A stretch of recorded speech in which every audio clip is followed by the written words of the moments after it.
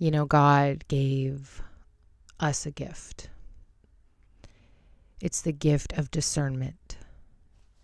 And that gift allows you to not only hear my messages, hear the words that I'm speaking, but really feel me. Feel those words, feel the message, feel my soul, feel the essence of me. And I didn't have this gift of discernment strengthened. We all have this. When I was a little girl, I didn't have this gift of discernment. The thing is we feel it on a soul level. We can feel. It's our intuition. It's God speaking to us. But when you are taught to silence that part of yourself, and you're not taught how to bring that as the dominant voice in your head, then you go through your life confused about what that voice really is, and looking back on moments in your life and realizing that that voice was really trying to speak to you and tell you something. And so the last podcast that I posted, Pimps in the Music Industry, some people heard my story and they felt me. They felt my soul. They feel me. They feel the essence of me. And others, they hear it and they only hear words. And they don't have that gift of discernment where they can actually feel the presence of me and really decide who I am as a person from that space of discernment. And I understand why we don't have that strengthened, because most people grow up without having ever even being taught what the gift of discernment is. And so this part of my podcast journey, I'm going to share, how does somebody like myself, somebody raised with love, end up in a situation where I was being labor trafficked by my music manager? And it's important to understand the role that I have in my life. It's not for anybody to understand but myself. And so I hope that you understand the importance of your role in your life, your purpose, what you're here to do, who you are as a person. And strengthening that gift of discernment within yourself is to know thyself so that you can then know others. Before I get into it, hi guys. I hope you're having an amazing, beautiful, positive day. I'm sending you so much love and so much peaceful, balanced energy. It's Misha with Feels with Meesh. If you guys are new here, welcome to my channel. I talk about feelings, understanding your feelings, mastering your feelings to be the best version of yourself. And here on my podcast, I share my healing and self-mastery journey in hopes of helping others on their own journey. If you guys are interested in booking a one-on-one session with me for healing and self-mastery work, you can email me booking@feelswithmeesh.com.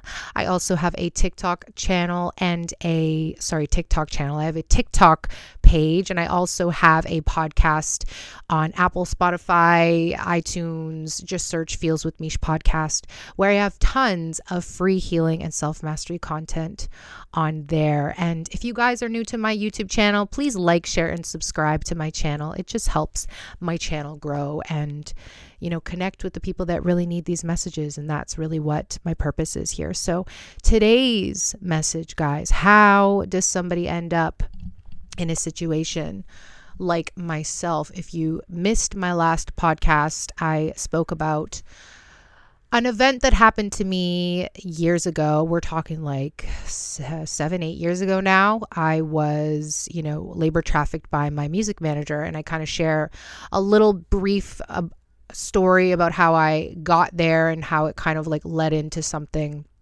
led into me being labor trafficked and just kind of pimps in the music industry in general. It's really filled and infested with mostly men that are power hungry. And then you have the roles of those passive men that are just there standing by and not doing anything about it. Now, I did have people asking, why I didn't out this person, why I didn't share the name, and I did, my role in helping law enforcement with all the information that I needed to give.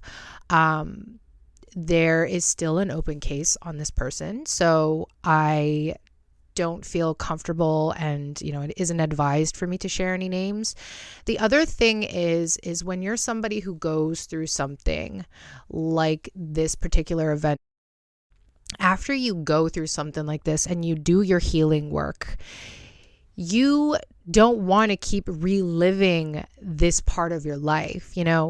For those of you that have been following my healing and self-mastery journey on my podcast, I've had this podcast for 5 years now, and I've never ever shared this part of my journey.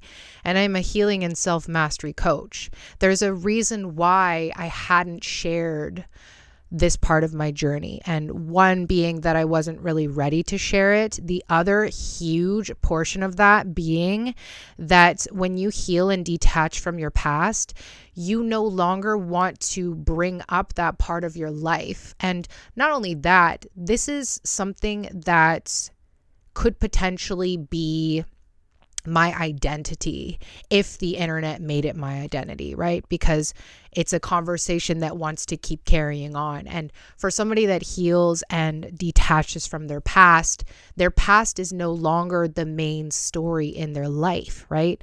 So for me to even bring it up and speak about it on a platform, I personally want to be very careful with myself and my brand and who I am as a person. Feels with Meesh is not her past. Feels with Meesh is a healer and a teacher of self-mastery. Feels with Meesh is not this one particular event that happened in her life, in my life, sorry.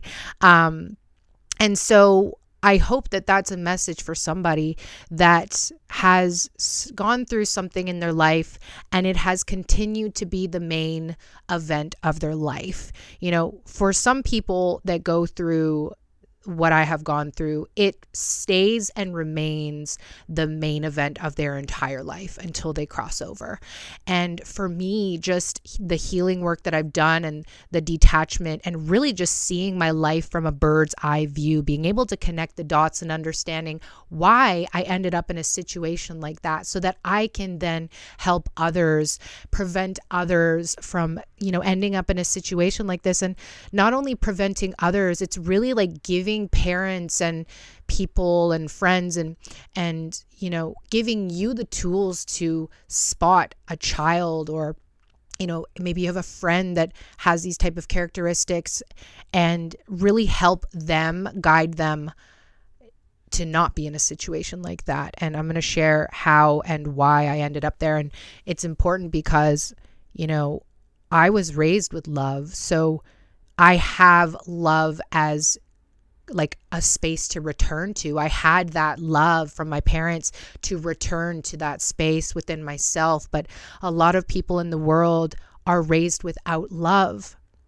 And so they don't have a way to navigate themselves back to themselves. And so that's what I see my role in my life and my purpose here is to be that source of love, to be somebody that has healed, that can help others recognize the potential that exists within them, that exists within you. This thing that happened in my life, it's not the main event of my life. This person is not the main character in my life. I am the main character in my life. And some people go their entire life returning to this story and having the person that has abused them or the things that they've gone through be the main event or the main character in their entire life.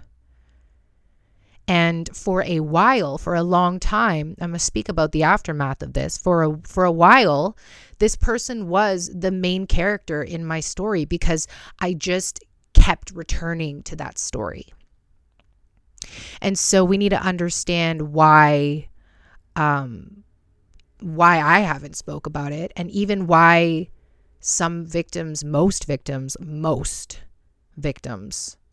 never come forward with their stories. They never share it. They do not have a safe environment to express and share and feel safe, to share those things. The reason that I feel so safe to share is because I've created safety in myself. I've cultivated safety within myself.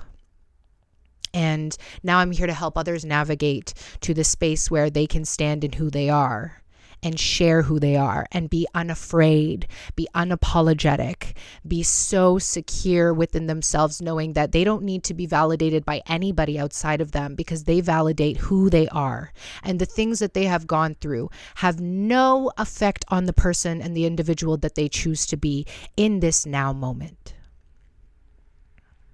So I want to first say that yes, my story is a little bit unique because I was raised with love. And for those of you that haven't listened to past podcasts of mine, I speak about my childhood. All of this stems in the childhood. Why somebody ends up in a place like this, it stems in our childhood from somewhere, right? For me, I had a mother that is a type 1 diabetic, and she would, I would constantly have to save her life, basically.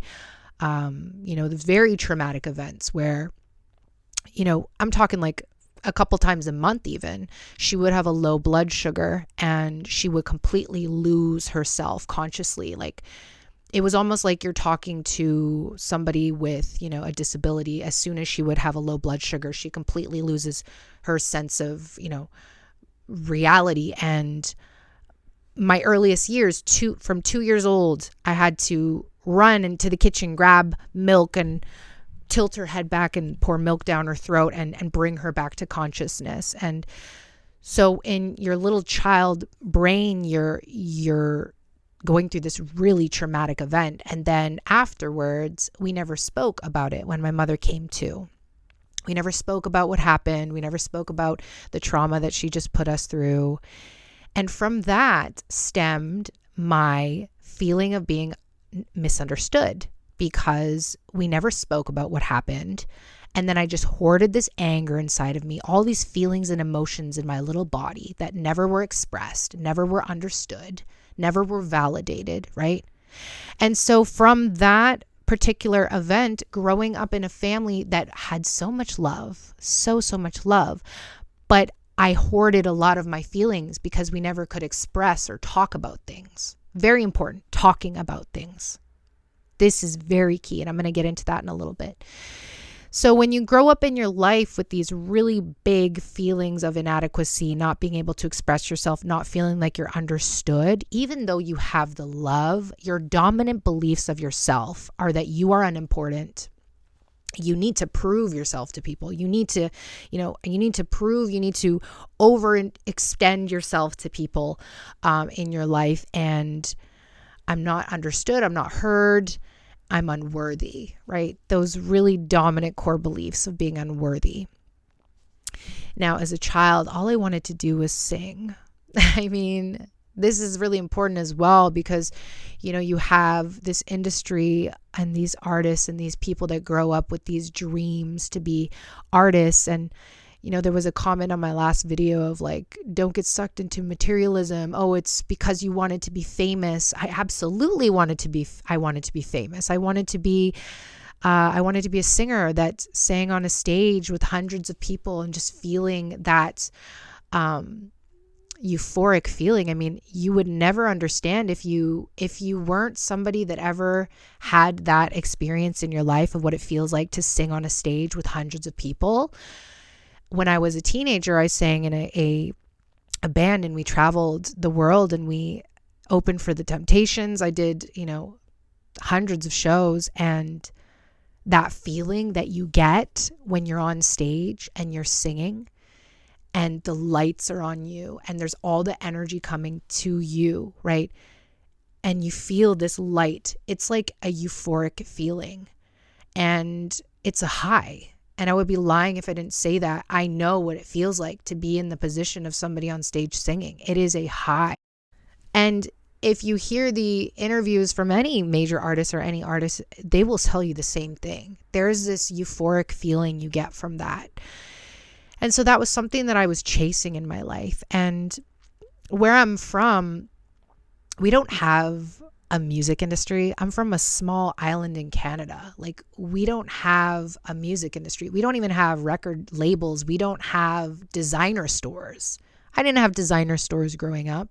So all I knew as a child was this fantasy world that I kind of had growing in my mind from movies in Hollywood and watching MTV on TV and all the artists and singers and seeing, like, you know, shows like, what's those shows? Like My Cribs and stuff, like Welcome to My Crib or whatever. All I knew was that fantasy world. And so I would just sit in my room and just envision this life outside of Vancouver Island that I had no idea. I just had no idea. But I grew up in a very good home. The only thing is I didn't feel understood. So what I would do is I would just be in my room and be alone a lot. And this is very important for you to understand, that though I have love in my life, in my family, kids that grow up that spend a lot of time alone and pull away from their family, they can easily be preyed upon, because what they're doing is they're creating a double life. They're creating a double life, especially with the internet. Okay?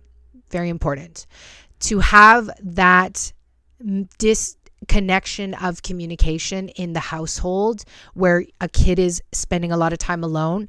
And there could be many reasons why a kid spends time alone and pulls away from the family. Maybe the child feels criticized a lot by their family. If you are criticizing your child a lot, that child is going to pull away and create their own secret life. They're not going to feel safe to communicate things with you. They're not going to feel safe to open up. And that's kind of what I had in my house, where I didn't feel like I was understood. So I created a whole, like, double separate life from my family. And this is so easily done these days with, you know, the apps and the Snapchats and the online world. It's so easy for predators to find your kid who's living a double life, who doesn't feel understood at home. And it just is so easy for them to be swept up into a situation like mine, maybe not to the same degree, but to something, it could be even worse, because of that. And so very important that I make a note of that. It all stems in the house. And if your kid is pulling away and has this online life, it's to take a note that could be something that potentially leads them down a road where they have a tough, difficult experience in their life, because there's not a safe space for them at home to open up, be themselves, share the things that's going on. It's important for you to know what is going on in your child's life. That's all I'm going to say. The most important thing. It is so important because they need to be able to come to you. They need to be able to share with you. And they need to feel safe to do that. They need to be able to say, Mom, Dad, this is what's going on and I need your help. Or Mom, Dad, is this, you need to be able to have that open communication with them where they don't feel shame. They don't feel guilt. They don't feel criticized. Because if that is what you have created in your household, then you're going to have a child that's going to pull away and they're an easy target for these predators. Now, the other thing to note about my story is that we didn't have the access to internet that we have nowadays. When I was about 14, 15 is when Facebook had just started.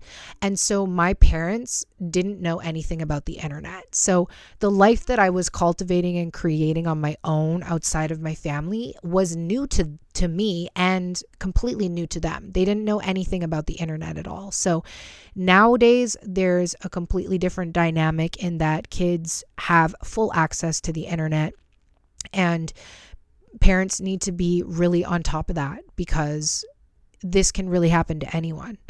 And again, creating that safe space is what is most important because your child needs to be able to share with you. So I had this really big disconnect from my family, and I then created a life where I was disconnected from them, and I could just live my life in fantasy, and they would never understand what that life was like because it wasn't something that they ever even desired. They weren't watching MTV or these movies in Hollywood and dreaming of a life outside of the life that they knew. They didn't have that desire, but I did. And I didn't have anyone to kind of guide me in that direction. I was very much a black sheep in my family because of that. And so it was easy to leave my house, move off the island, and then go through these years of searching for the life that I had fantasized about in my mind through watching TV and movies and stuff, right? And I have such a crazy story, and my life has been all over very chaotic because of it. And I can look back now and I can laugh, but I understand how I ended up in all the things that I experienced in my life. I can understand it because from a bird's eye view, I see the girl with this deep feeling and need to be loved, to be accepted, to be liked. This girl that had these people-pleasing and over-giving tendencies because in her childhood, she played the parenting role. When you're a child and you get a pat on the back for helping your mom with her type 1 diabetes, and it's a very stressful, chaotic situation, and then you get praised for it. Understanding, right? You get praised for that. And so in my life, I was seeking that praise, feeling that my worth existed in that praise and only in that praise. And that praise came from outside of me. So I didn't realize, connecting all the dots in my life, I see why my behavior led me into these really tumultuous and chaotic situations because I was seeking that approval. I was seeking that validation. I was seeking that pat on the back still, And again, a lot of people won't understand. But for those of you that have a childhood where you have traumatic events and your whole identity kind of was shaped around that, and then you grow up in your life having this really confusing sense of self, and you're latching onto others to give you your self-worth because it wasn't instilled in you in childhood. It wasn't instilled in you by your caretakers, by the people that love you, right? Because that's where really it comes from. It's taught. We're taught to love ourselves by the example of others.